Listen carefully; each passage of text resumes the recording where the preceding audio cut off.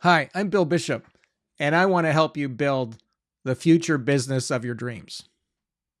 So, I want you to think about what you want your business to look like in the future. Is it going to be more or less the same as now? Maybe you're going to scale it a little bit, or is it going to be something dramatically different and better?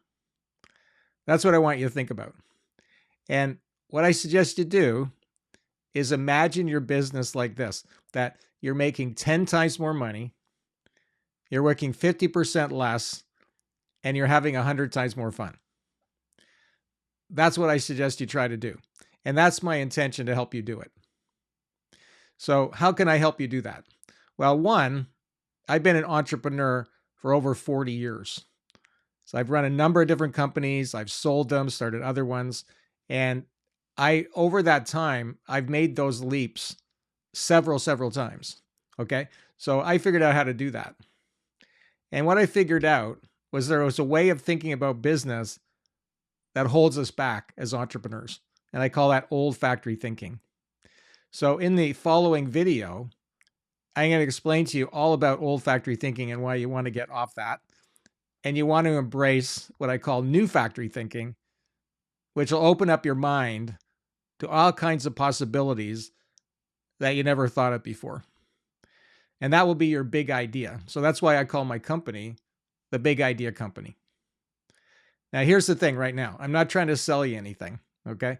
I've been in business for 40 years. I do this because I love doing it and I love seeing what happens to people when they embrace this new way of thinking. So that's where I'm coming from. Okay. So just don't worry about it. I'm not trying to sell you anything. Okay. So we're going to look at this. Now, big idea is the key here. Okay. And what we're going to do is I'm going to tell you a little story about how I became an entrepreneur. I never thought I would become an entrepreneur. And, but I was working at a restaurant. It was a steak restaurant when I was in university. So I was taking journalism and I was working at this steak restaurant at night. And it was a really good job. I was making all these tips and, actually like a couple $100 a night. And back in the 80s, that was real money. Okay. So in my pocket cash. And then one night, the manager came up to me and he said, well, we're going to have this contest. It's called the Lobster Contest. And it's to get you to try to sell the customers lobsters when they buy the steak. So we want them to buy the steak and a lobster. So that was the contest.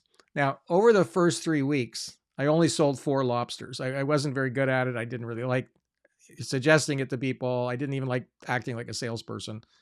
And it obviously wasn't working because I only sold 4. It was actually in last place at that time. But then I had my first big idea, my first big sales idea. And I ended up winning the contest. I sold 1,400 lobsters, and the second person sold 90 lobsters.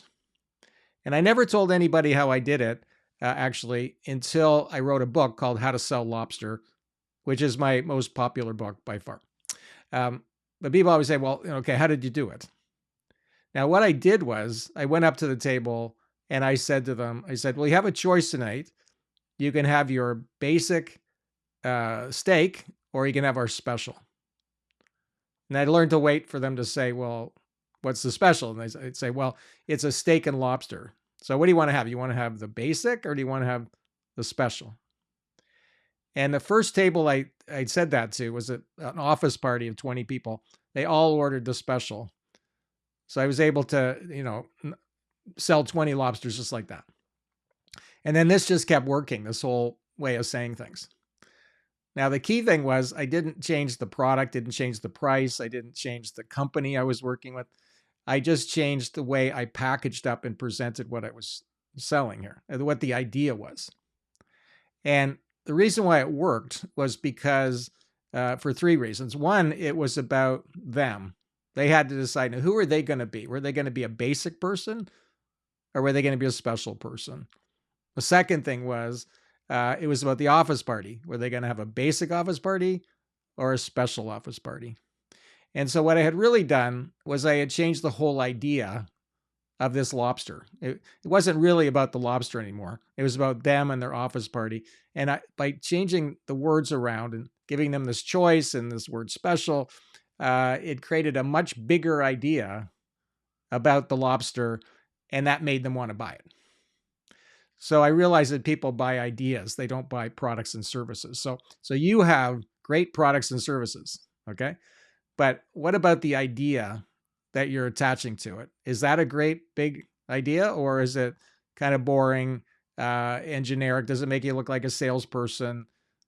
That's what's holding you back. If anything's holding you back, that's it. And that is old factory thinking. So old factory thinking is we focus on the product and services. New factory thinking is we focus on the ideas that we're putting out there. Okay. So this is the thing that I've learned.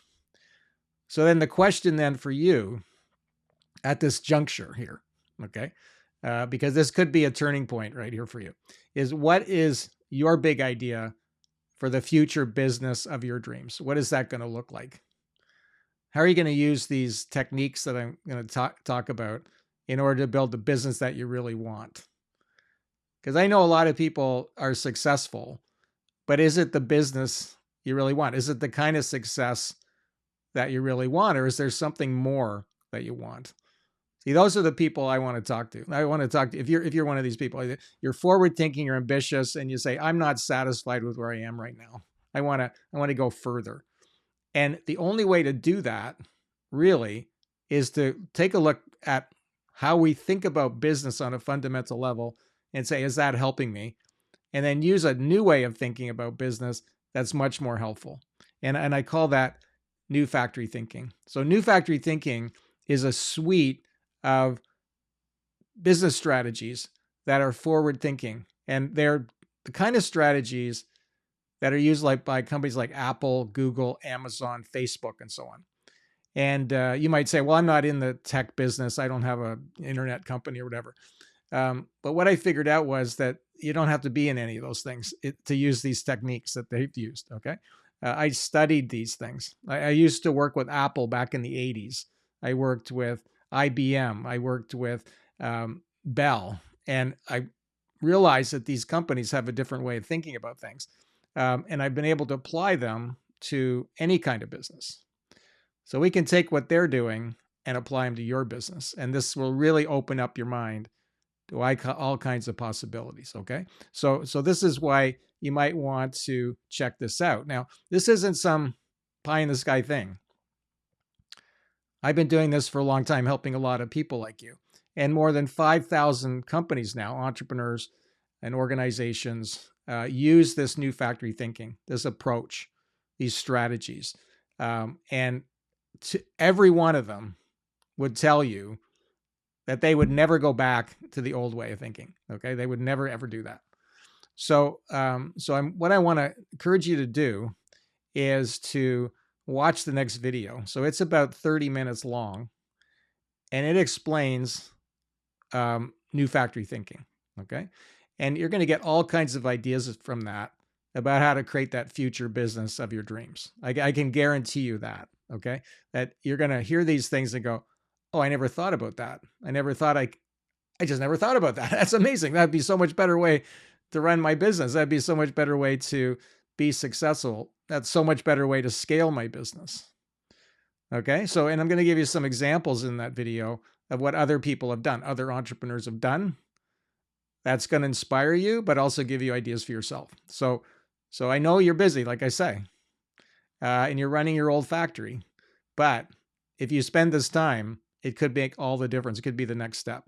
So instead of just thinking, oh, I should work harder or spend more time on my business, say, maybe I should just invest some time learning these things and then figure out a better way to go.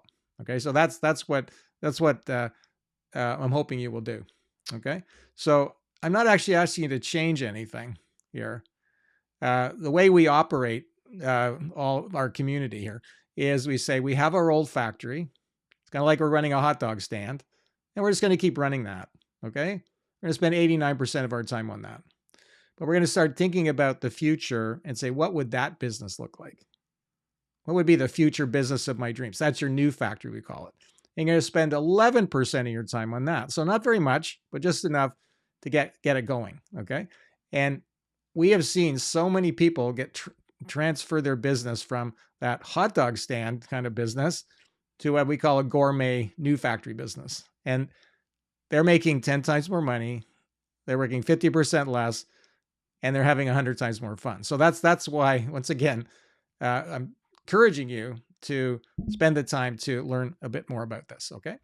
Now, once you've done that, if you want, you can have a big idea conversation with me. And it's 60 minutes, and there's a link there that you can click on and book a time with me anytime you're available. And during that 60 minutes, it's a free session.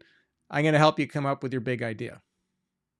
So I've had people tell me, in that hour, they said, we got more done than I got done in 6 months paying someone else a ton of money, and you did it in an hour for free. Okay. And I do that because I want to help you get to the next level of thinking. It's like, this is my big idea. So we've done thousands of these sessions. Everyone's come up with a big idea. Everyone got excited about it. So if you're worried I'm going to try and sell you something there, once again, no. Okay. I'm just going to try to help you come up with your big idea. So this is a great opportunity. I'm always surprised at someone that doesn't do it. What are you afraid of?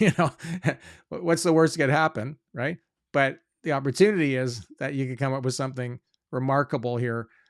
We put our heads together and come up with something really special. So we want to come up with your special. All right. So I look forward to speaking with you at that point. Okay. So thank you, and check out the next video, 30 minutes, and then book your big idea conversation. Thank you.